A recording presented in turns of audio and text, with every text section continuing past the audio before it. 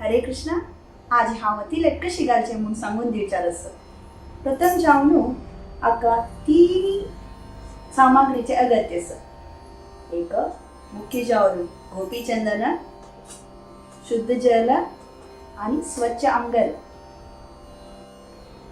वैष्णवमातांनी गोपीचंदना सहाय्यारीची तिलक कसले घालची म्हळ्यार गोपीचंदन आमकां हे गुजरात राज्याचे द्वारका क्षेत्राचे गोपी म्हणून एक तळी जगांत मेळचे. हे गोपी म्हणून तळी जगांतू भगवंतान स्थळधाम केलेलं जागो. स्थळधाम केलेल्या जागांतू गोपी त्यांनी तांगे शरीर त्याग करतात ती. तशी ह्या जागेत देखून मेळलेलं मातीक गोपीचंदन म्हूण म्हणचे. सगळी गोपी त्यांनी भगवंताले सर्वश्रेष्ठ भक्त. ताजी खातीर वैष्णव मातांनी भगवान श्री विष्णूले नाव घेवन तांगे शरीराचे भार स्थानाक तिलक घालून घेतात. तिलक कशी घालची म्हणून सांगून पळया. सुरेरी आमी एक शुद्ध जल आमगे डाव हातांतून घालून घेवका. गोपीचंदना सहाय्यारी जोरून घेवका. एक उडगास करून घेवका. उद्धाक मस्त पातळ जावच्या काही नज, मस्त धाक जावच्या काही नज, सुकू काही नज, देवू काही नज. अशी पेस्ट जावका. हे पेस्ट जातरी आमगेले उजो हाताचे अनामिका बोटारी अशी घेवका.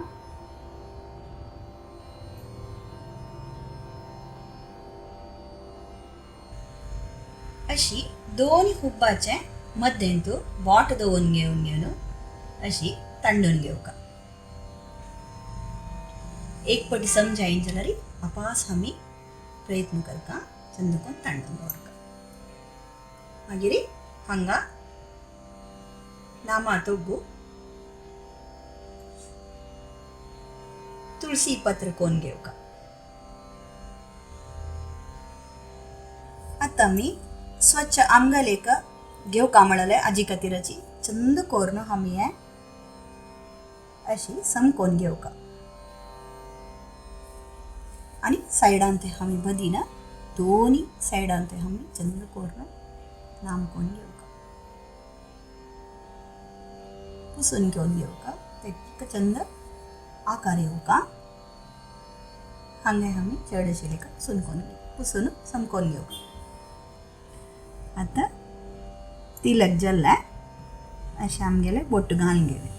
केलो वैष्णव मातांनी सांगचे आमी ऑफिसा वताची, कामा वताची, ते आमकां तिलक घालचे अनुमती ना म्हूण सांगून.